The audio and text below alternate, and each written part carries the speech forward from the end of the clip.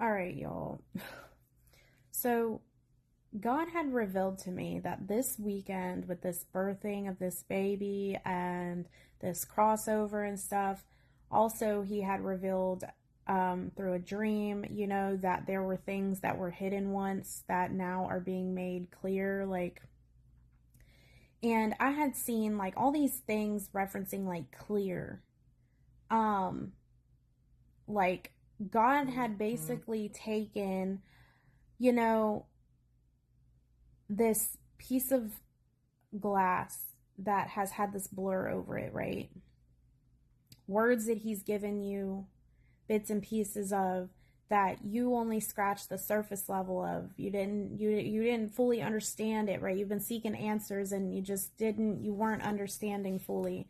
And it's like he took some Windex or glass cleaner and removed that blur off of it so you can see clearly now. So things this weekend specifically have started to make more sense than they did before. It's like gaining deeper understanding of the things that God has said, right? That they weren't making sense. God would say this, this, and this, and then it was like these things weren't happening, or you just weren't understanding what he was saying. So, with that being said, the previous word I posted about the hot, like it's getting hot in here, right? He was talking about the heat. He's turning up the heat. He's igniting that flame, that passion, that love is being awakened. And he's prepping you for that because it's about to happen. He wants you to prep yourself, clean yourself, sanctify yourself, make yourself holy, your thoughts, clean yourself, purify yourself. So that when this happens, you are maintaining purity, right? And I had mentioned Song of Solomon in that because God brought it to mind and I couldn't remember the scripture. It's actually Song of Solomon 5. And actually, when I read it, I just started reading it. It blew my mind because it's about the beloved knocking at the door. And I just posted a word a few days ago, knock, knock, he's at the door, y'all. So, Song of Solomon 5 details the maiden, the wife, her longing for her beloved, right? And her actions upon her beloved's return. So there's a return. He's knocking at the door. And so she seeks him and then she fails to find him initially, but she eventually opens the door to him. And then the beloved describes his own qualities, emphasizing his beauty and strength. So, all right.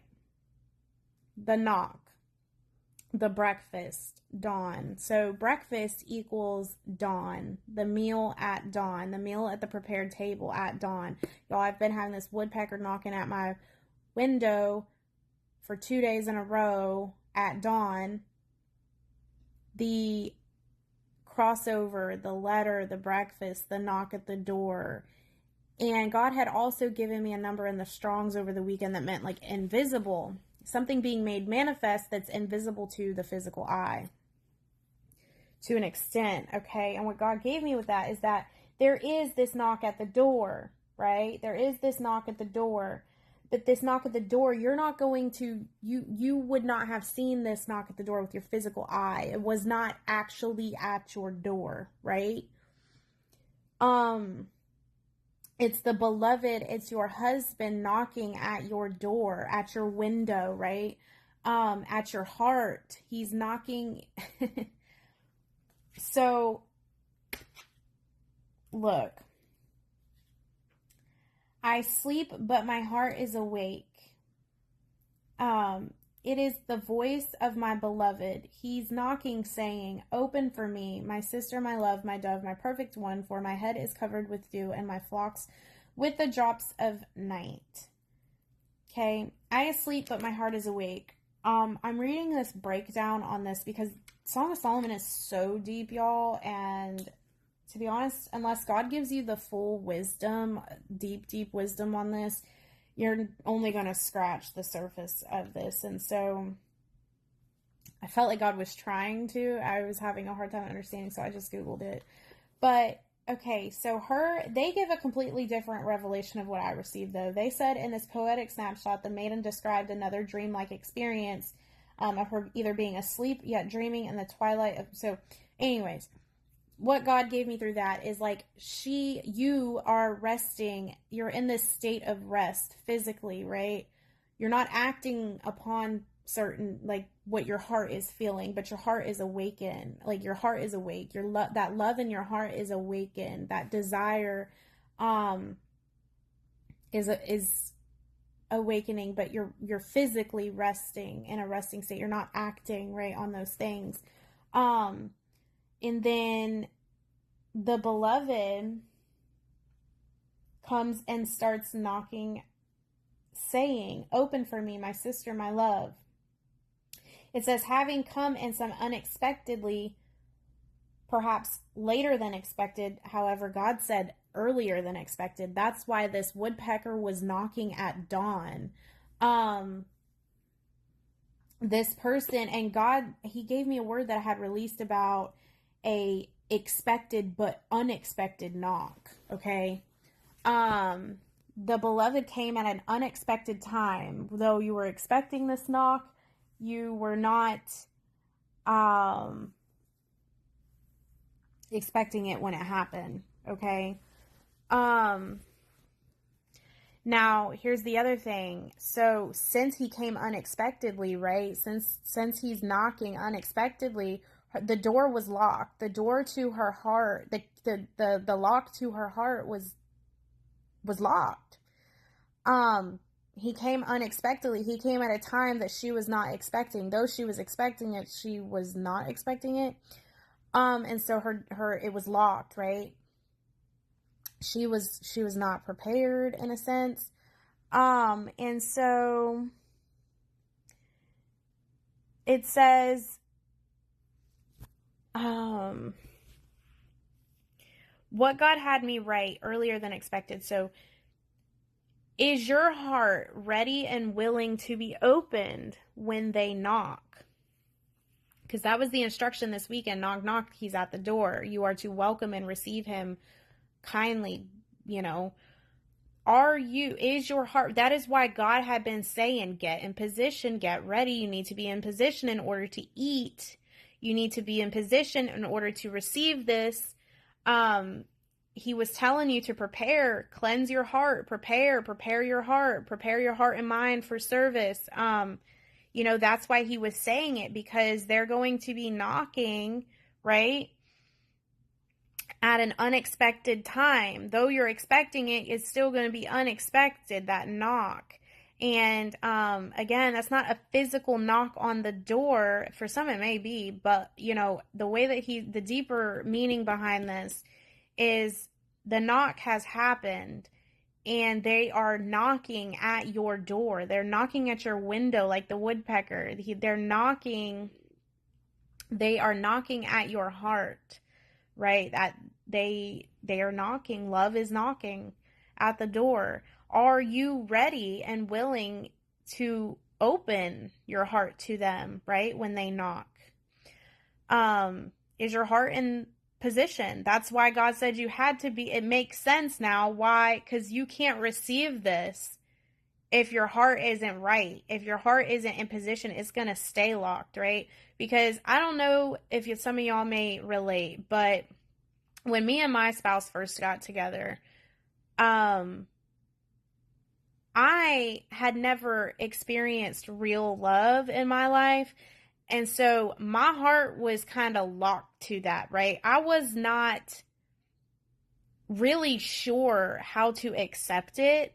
At the time, my heart was not open to accept it, right? I didn't know even what it was, right? To accept it. I had a hard time accepting it, right? At that time, I was not prepared for love. I was not prepared to receive love. I still had so many things I had to heal from and figure out and experience. And I didn't, I needed to be cleansed. My heart needed to be cleansed. I needed to be placed into position. I needed to be prepared, right?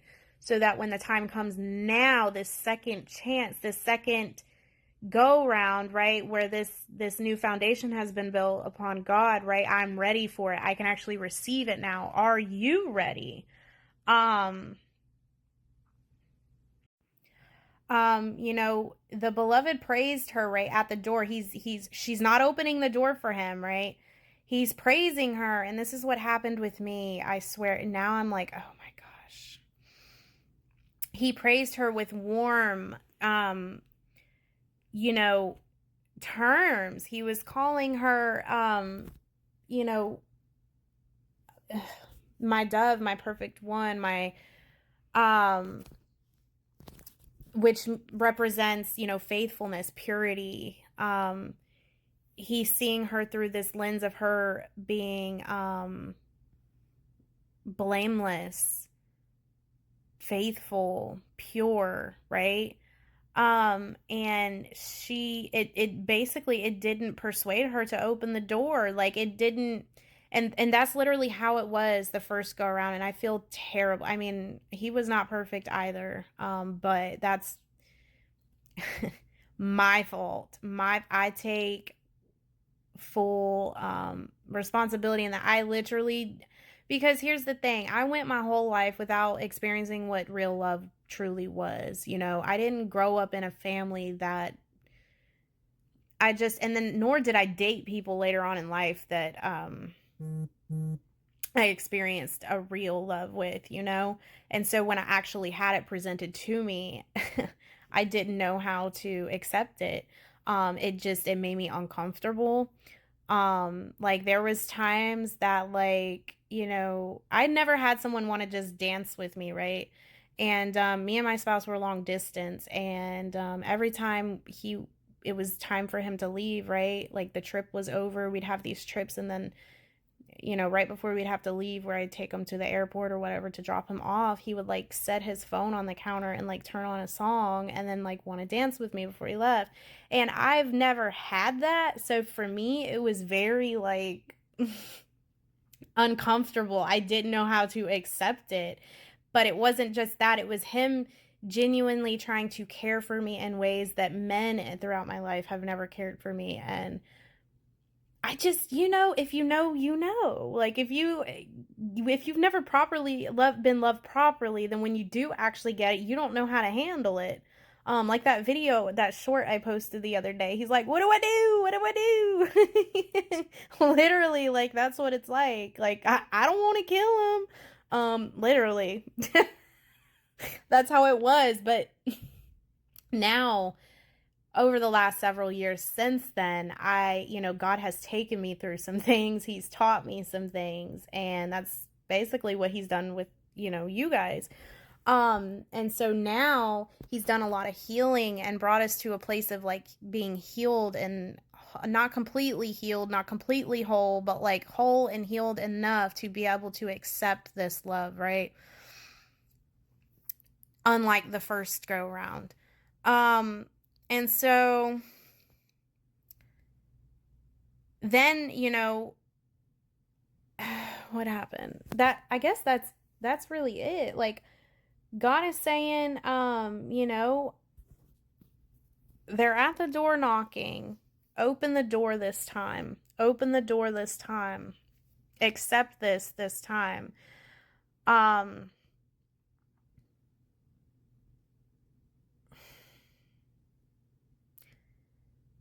they are, oh, and I don't know, I skipped over the first part of the whole thing, which brought me to this, which was the garden. The man says, "I came to my garden, my sister, my bride. I gathered my myrrh with my spice." He came to his garden, and then he says, "My sister, my bride."